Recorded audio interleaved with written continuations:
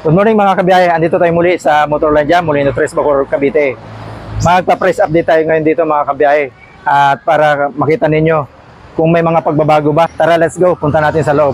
Honda TMX Alpha. Meron tayo ditong available na 6 na unit. Ang presyo nito mga kabiyahe, 58,900 pesos. Ayan. At ang color niyang available dito ay meron tayong matte gray, meron tayong glossy candy red, at meron tayo ditong glossy black. Dito naman sa dulo, meron tayo ditong isang Kawasaki Barako.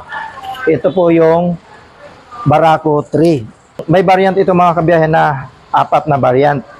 Meron tayo ditong Barako 3 na Kick FI, meron din Barako 3 Electric FI, at meron din Barako 175 Electric, at meron din 175 Kick. So sa electric at FI natin mga